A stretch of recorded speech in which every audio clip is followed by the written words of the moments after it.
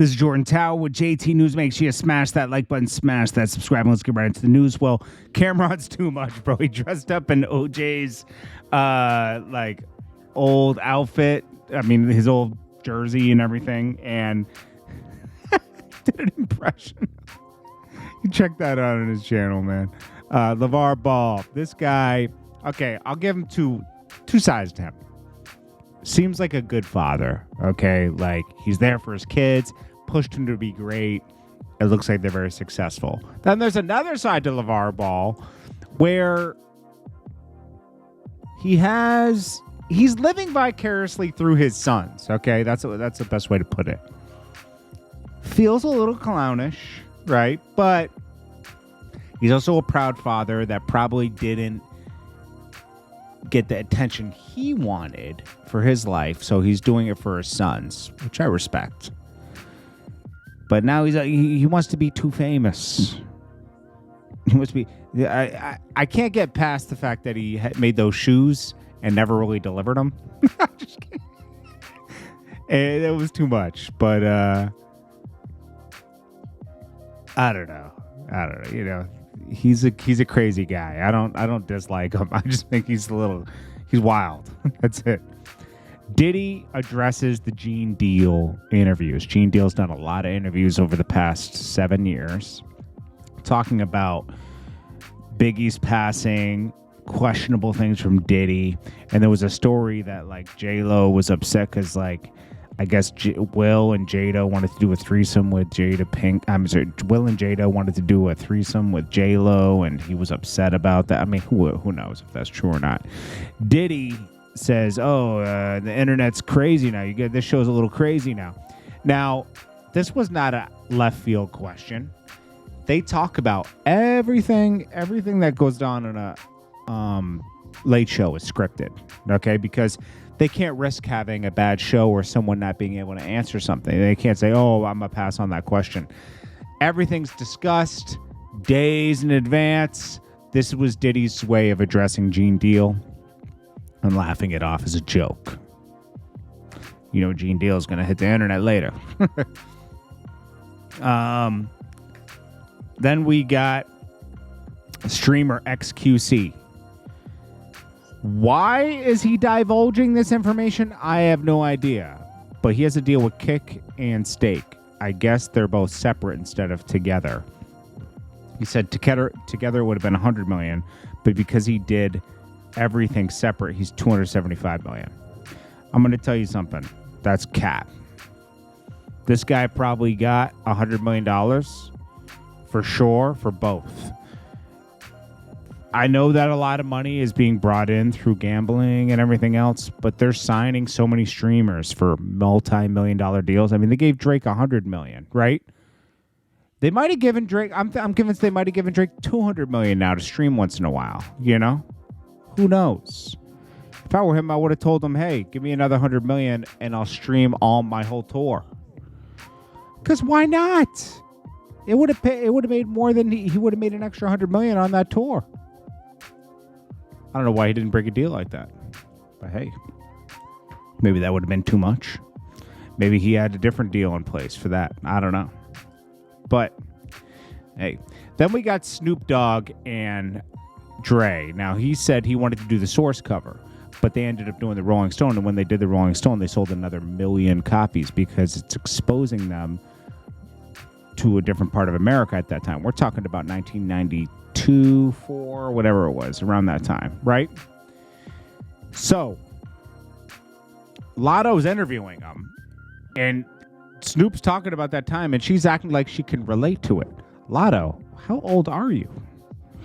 It says you're 24, right? If you were 24, you were born in 1999, right? If you were born in 1998, if you were born in 1998, because she's a December 22nd, right? You don't remember any of this stuff.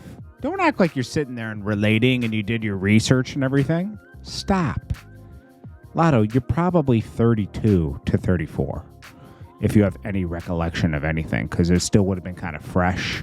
2002, you could still, like, once you got into music, you'd go to the back catalog, the internets, still you can search stuff around that time, so it's like kind of search stuff. Search didn't really come in handy till like 08, 09. Once smartphones got really smart, never turning back. But yeah, Latto's cap like usual. Now, this is Northwest, Kanyes Daughter. Now, people were complaining because they think she's very annoying. But she's a kid, and she's Kanye's kid. So she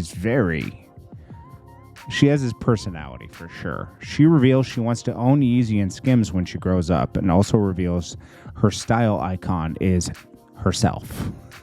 This is Kanye's kid.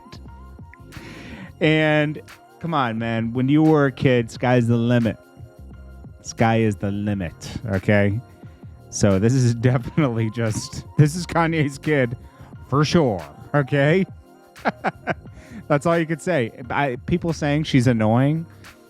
Come on, man. It's like she's a kid, She'll probably be more annoying when she's 18, but for now, let her be a kid, His other kid flips off the paparazzi like Kanye does too. It's crazy. How much money will earn off a million streams 2023? Say Cheese put this out. Spotify 4,000. They pay the least.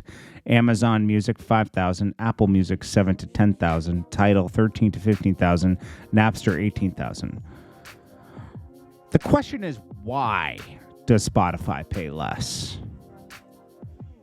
That's the real question. Why are they keeping so much of the money, and why do labels break deals with Spotify? That's the real question. I'm curious about that. Like, why? This is Sexy Red getting our private jet. Don't spend all your money on these private jets, baby. Because just to fly to a show, that would be about half your show money, It's not worth it. It's only worth it if you got like 3 shows in one day, I guess. And still, it's expensive. People are obsessed with taking these private jets, and you're wasting so much of your money on these jets. Like, it's only necessary. Or if you got sometimes they have open one-leg flights where the plane has to go back. Say the plane flew to Atlanta on a one-way from California. They're looking for an open leg flight from Atlanta to California, so they'll sell you the ticket for cheaper because the plane has to return back to California. I only know that because I knew somebody in the private jet that brokered private jets. NLE Choppa and Pinky Dough are definitely smashing, without a doubt. Okay, they did an MPC thing together, and it was touchy. Then we got Jason Lee. He respectfully called out Cardi B, saying, if you forgive Tasha K for everything she's done, right, to her and others, and dropped the lawsuit, Jason Lee said he can't stand behind that because so many people went to bat for Cardi B in that situation, including himself. I feel him on that. Jason did have her back on that. So he's just voicing his opinion, and he did it respectfully. He said, we're still friends. It's just that I can't stand behind that decision. If a friend's really your friend, you can disagree with them. Gervonta and Manny Pacquiao. I don't know if Gervonta wants that fight, but Pacquiao said he'll come out of retirement just to fight Gervonta at 155. You tell me, who was a boxing aficionado in the comments that could school me on that situation? Because I know somebody's going to school me. This is JordanTower with JT News. Smash that like button. Peace.